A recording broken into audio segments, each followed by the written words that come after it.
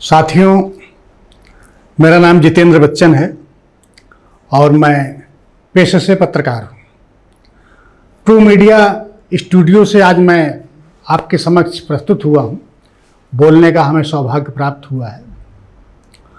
हम आपसे कुछ बातें अपनी और समाज की शेयर करना चाहते हैं। चूँकि मैं पेशे से पत्रकार हूँ, इसलिए पत्रकारिता को ही शुरुआत में हम रखेंगे आपके सामने। मैं 10वीं क्लास में था, हाई स्कूल में था, तो पिताजी का स्वर्गवास हो गया और जब 12वीं कक्षा में आया तो माताजी चल बसी। सिर पर किसी का आशीर्वाद नहीं था। विद्यालय जिसमें मैं पढ़ता था, वहाँ के एक शिक्षक मुझे बहुत मानते थे और उन्हीं के नाते आज मैं आपके समक्ष हूँ। वहाँ से आगे बढ़ा, इलाहाबाद शिक्षा का क्षेत्र रहा और फिर इलाहाबाद से ही हिंदी दैनिक प्रकाशित होने वाला अमृत प्रभात अखबार, जहाँ मैं संवाददाता के रूप में पहली नौकरी 400 रुपये महीने पे काम करना शुरू किया। ये बातें हम आपको इसलिए बता रहे हैं कि तब की पत्रकारिता 1989 की बात कर रहा हूँ मैं, 1989 की, और आज 2024 में हम जब खड़े हैं, बहुत अंतर आ गया है। आज के हमारे जो युवा साथी हैं, खास करके उनको मैं ये कहना चाहता हूं कि जितनी जल्दी रहती है कि खबर को हम प्रसारित कर दें या सोशल मीडिया पर डाल दें और ये खबर धड़ाधड़ आगे बढ़ जाए, लोग जान जाएं, उतना आप तथ्यों के पीछे नहीं जाते। होता क्या है कि एक बार आपने खबर चला दी और फिर 2 घंटे बाद उस खबर को हटानी पड़ती है या उसमें करेक्शन करना पड़ता है। तो इससे क्या होता है कि पत्रकारिता के प्रति समाज का विश्वास खत्म होने लगा। आम लोग आज इस बात को मानते हैं कि भाई वो जमाना नहीं रहा, अब हम किसी अखबार पे, किसी चैनल पे भरोसा नहीं कर सकते। यहाँ तक कि कोर्ट भी कई बार टिप्पणी कर चुका है। आप देखिए, नज़र उठा करके डालिए तो पता चलता है कि कोर्ट कहती भाई हम इस अखबार की खबर पे मुकदमा नहीं चला सकते। और एक जमाना वो था जब लोकसभा में, विधानसभा में अखबार की वो पत्रिकाएं जो होती थी, मासिक पत्रिकाएं, उनकी प्रतियां लहराई जाती थी। हमारे मंत्री, हमारे सांसद सबूत के तौर पे लोकसभा में लहराते थे। तो वो विश्वास और आज का देख लिए अविश्वास, दोनों में कितना फर्क हो गया। हमें पत्रकारिता के इस चौथे स्तंभ को अगर मजबूत बनाना है तो हमें यह समझना होगा कि हम जो पत्रकारिता कर रहे हैं वो प्रतिस्पर्धा की पत्रकारिता न करना चाहिए। हमें तथ्यात्मक बातों को ध्यान में रख करके वही खबर प्रसारित करनी चाहिए जो हमें ना हटानी पड़े, ना हमें किसी प्रकार का खंडन प्रकाशित करना पड़े। तो सबसे पहले तो हमें इस बात का ज्ञान होना चाहिए कि कौन सी खबर कब देनी है, कैसे देनी है, उसका प्रेजेंटेशन क्या है, हमारे संपादक जी उस पर सहमत हैं कि नहीं सहमत हैं। आप खुद ही संपादक हैं, आप खुद ही संवाददाता हैं, आप खुद ही सब कुछ कर रहे हैं, तो इसमें दिक्कत आती है। या तो आप इतने ज्ञानी हों, आप इतने उसके जानकार हों, तब आप कुछ कर सकते हैं। वरना एक ही व्यक्ति जब सारे काम करने लगता है तो गलती होनी स्वाभाविक है। आपकी व्यक्तिगत तौर पर मैं गलती नहीं बता रहा हूं। अगर आप पत्रकार हैं तो मैं आपसे ये नहीं कह रहा हूं कि आप गलत हैं। गलती यहां होती है हम लोगों से कि जब हम सारे अपने आप को बहुत बड़ा ज्ञानी समझने लगते हैं और कहते हैं कि हम ही संपादक हैं, इसके एडिटर इन चीफ हैं। सोचिए, 50-50 साल, 40-40 साल जिन्होंने नौकरियां की हैं, रगड़े हैं, एड़िया घिस गए, जूते घिस गए, तब जाकर के वो किसी समाचार पत्र के प्रधान संपादक बन पाते हैं। और आज हम 3 महीने से पत्रकारिता शुरू की और खुद लिखना शुरू कर देते हैं, वरिष्ठ संवाददाता, या फिर ये लिखना शुरू कर देते हैं एडिटर इन चीफ। भाई उस पद की गरिमा को समझिए, उसके महत्व को समझिए। जब तक हम इससे दूर नहीं हटेंगे तब तक हम सीख नहीं पाएंगे। तो सीखने से तात्पर्य हमारा सिर्फ इतना ही है कि हम जो कुछ भी लिखें, हम जो कुछ भी सोशल मीडिया पे या किसी समाचार पत्र के माध्यम से उसको प्रकाशित करें, उसमें किसी प्रकार की कमी नहीं आनी चाहिए। अगर हम ये बात ध्यान रखेंगे तो हमारी साख मजबूत होगी, हम देश सेवा के जज्बे को सलाम करेंगे, हम समाज को विकसित करेंगे, और जो आपकी खबर चलेगी उस पर भी आपको वाहवाही मिलेगी, दाद मिलेगी। तो ये बात है कि जो 1989 और 90 की बात हम कर रहे थे, हम उस गरीबी में पल करके आए, उस संघर्षों से निकल करके आए, लेकिन हमारे लिए पैसा मायने नहीं रखता था। अगर हमें 100 रुपये मिल जाते थे महीने की तनख्वाह में, तो उसमें भी हमारा यही उद्देश्य होता था कि पत्रकारिता करनी है, और खाँटी पत्रकारिता करनी है, खरी पत्रकारिता करनी है, झुकना नहीं है किसी के आगे। इस सवाल पे हम कायम हैं तो कायम ही रहेंगे, किसी प्रकार का खंडन नहीं होना चाहिए। भले ही 2 दिन बाद वो खबर प्रकाशित हो तो समाज को भी लगता था, जिससे संबंधित खबर होती तो वो भी जानते थे कि अरे भाई वाह, क्या मसाला दिया है, क्या मैटर प्रकाशित किया है, क्या खबर आई है।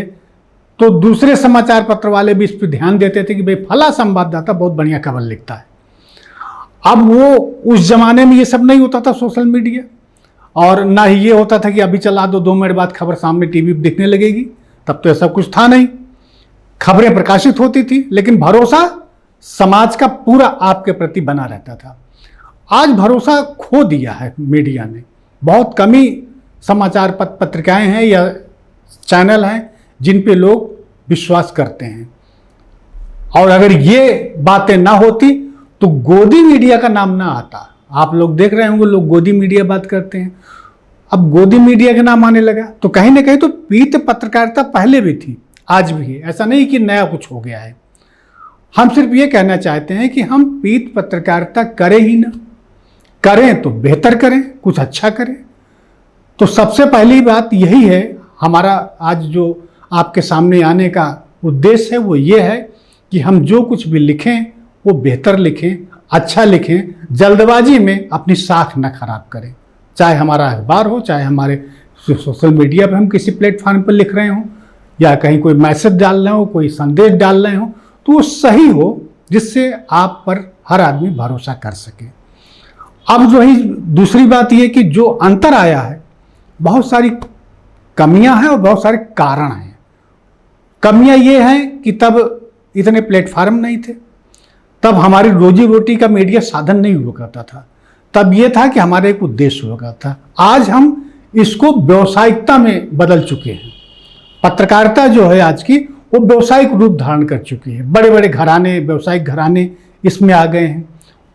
उनके माध्यम से चलना पड़ता है हमारे संवाददाता को, हमारे संपादक को भी। तो इसका ध्यान रखना पड़ेगा कि हम अपने को बचाते हुए, अपने जो उद्देश्य है उसकी पूर्ति करते हुए काम करें। तीसरी बात ये कि सरकार का अंकुश बहुत बढ़ गया है मीडिया पर। पहले हम पूरी तरह से स्वतंत्र होते थे, आज़ाद होते थे कुछ भी लिखने के लिए। आज की तारीख में हमें 10 बार सोचना पड़ता है कि सरकार के खिलाफ अगर लिखेंगे तो कहीं मुकदमा ना हो जाए, इनके मंत्री महोदय के खिलाफ लिखेंगे तो कहीं ये ना हो जाए, दिक्कत आ जाए, हमें कल को थाने वाले पुलिस वाले बुला न ले। तो इससे हम निजात तो पहले भी नहीं थी, लेकिन इतना अंकुश नहीं था, इतना सरकारी डंडा नहीं चलता था मीडिया पे, कभी भी स्वतंत्र होते थे। हम सरकार से भी ये गुजारिश करेंगे कि इतना ज़्यादा अगर आप मीडिया पर अंकुश लगाएंगे तो वो तो फिर आपकी दलाल होकर के रह जाएगी, आपकी पिट्ठू होकर के रह जाएगी, आपका कहना मानेगी, आपकी गुलाम बन जाएगी। अगर सरकार अपने आप को निष्पक्ष तरीके से देश सेवा करनी चाहती है, देश को आगे बढ़ाना चाहती है, तो मीडिया को स्वतंत्र रूप देना पड़ेगा, उस पेपर से अंकुश हटाने पड़ेंगे। मैं ये नहीं कह रहा हूं निरंकुश हो, लेकिन जितना पहले था उसके हिसाब से ही होना चाहिए। अगर देश भर की आप उस पर पाबंदियां लगा देंगे तो किसी भी समाचार पत्रिका का प्रकाशन करना मुश्किल हो जाएगा, दुरूह हो जाएगा।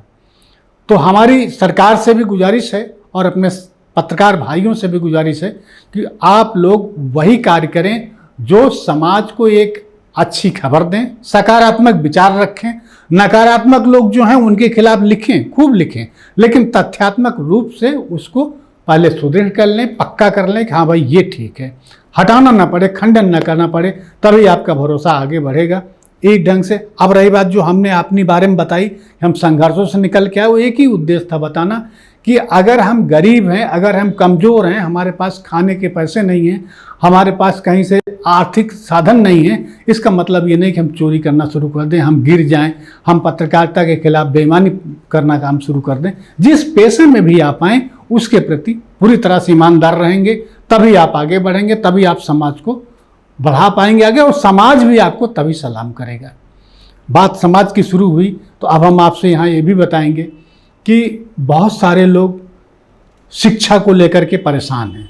सरकार ने हमारी आधुनिक शिक्षा को बढ़ावा देना शुरू किया है, और कई बार प्रदेश की सरकारें भी कहती हैं कि बेहतरीन शिक्षा दी जा रही है राज्य में। लेकिन दुर्भाग्य देखिए कि इतनी अच्छी शिक्षा सरकार अगर कह रही है तो हमारे जो युवा हैं वो पढ़ लिख करके विदेश क्यों जाते हैं, या हमारी जो बेसिक शिक्षा है वहाँ गरीब के बच्चे क्यों नहीं पढ़ पा रहे हैं, वो अपना आदर्श क्यों नहीं प्रस्तुत कर पाते। कई कारण हैं इसके।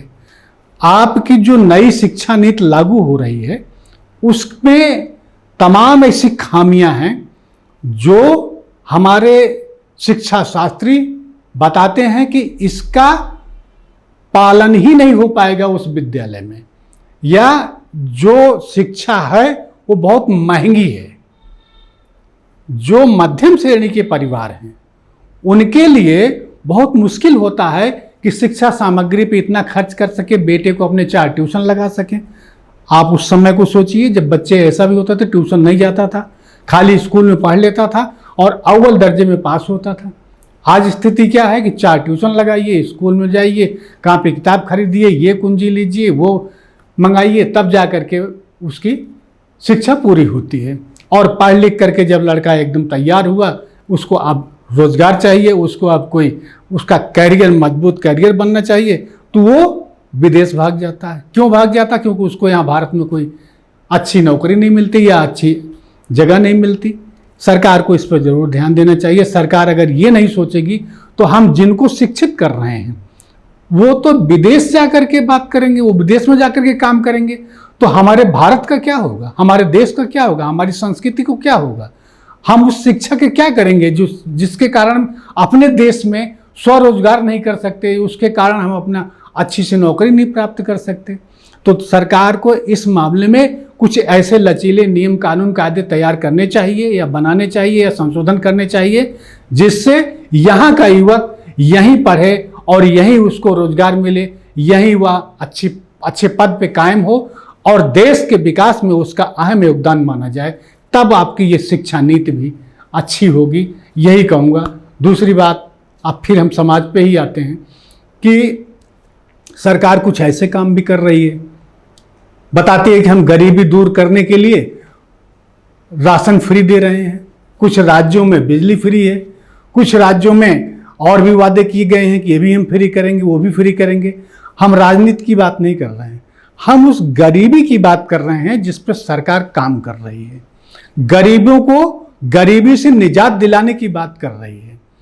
आप एक व्यक्ति को 5 किलो राशन देते हैं। अब उस 5 किलो में आपको एक हकीकत और बताता हूं, अधिकतर जो राशन दुकानदार हैं, जो कोटेदार हैं, वो 4 किलो उनको उपलब्ध कराते हैं, लेकिन जो मैसेज आएगा मोबाइल पर 5 किलो आता है। इस ढंग का जो घालमेल है, इस ढंग का जो भ्रष्टाचार है, यहाँ इसको खत्म करना पड़ेगा। इसको एकदम निश्चित करना पड़ेगा कि 5 किलो का मतलब 5 किलो ही उनको प्राप्त हो। दूसरी बात, जो इस 5 किलो के पात्र व्यक्ति हैं उसमें भी बहुत कम ऐसे लोग हैं जिनको मिल पाता है। कुछ लोग ऐसे हैं जो उनका भी हिस्सा खा जा रहे हैं। ऐसे परिवार हैं जिनको वास्तव में ये 5 किलो वाला राशन जो है, मुफ्त वाला राशन नहीं मिलना चाहिए, लेकिन वो अपना राशन के दुकानदार से या खाद्य पूर्ति अधिकारी की मिलीभगत से तमाम शहरों के लोग में ले रहे हैं और प्राप्त कर रहे हैं। इस कमियों को दूर करना चाहिए। तीसरी बात ये, पात्र लोगों को ही मिलना चाहिए, क्योंकि जो अपात्र हैं उनके साथ एक और दिक्कत है। अगर आपको बैठे बिठाए खाना मिल रहा है तो आपको काम करने की ज़रूरत क्या है? अगर आपको सब कुछ घर में ही प्राप्त हो जा रहा है, मुफ्त में मिल जा रहा है, सरकार बैठ के दे रही, बैठाल करके दे रही है, तो फिर आपको काम करने की जरूरत कहाँ है। तो ऐसा जो निठल्लापन बन जा रहा है, ऐसे जो बेरोजगारी फैल रही है, घर में बिना काम के आप बैठे हुए निश्चित तक 4 लोग रहेंगे तो लड़ाई झगड़ा भी करोगे। तो वो जो सामाजिक दायरे में जबरदस्ती की दिक्कत आ रही है, परेशानी बढ़ रही है, इसको दूर करने के लिए भी इस पे आप ध्यान दें। पात्र व्यक्ति को ही मुफ्त की सामग्री प्राप्त हो तो ज़्यादा बेहतर होगा, ये अच्छा होगा सरकार के लिए भी, समाज के लिए भी। जय हिंद, जय भारत। अगर आप ये वीडियो YouTube पर देख रहे हैं तो हमारे चैनल को सब्सक्राइब करें और बेल आइकन को दबाना ना भूलें। अगर आप Facebook पर ये वीडियो देख रहे हैं तो हमारे पेज को लाइक करें।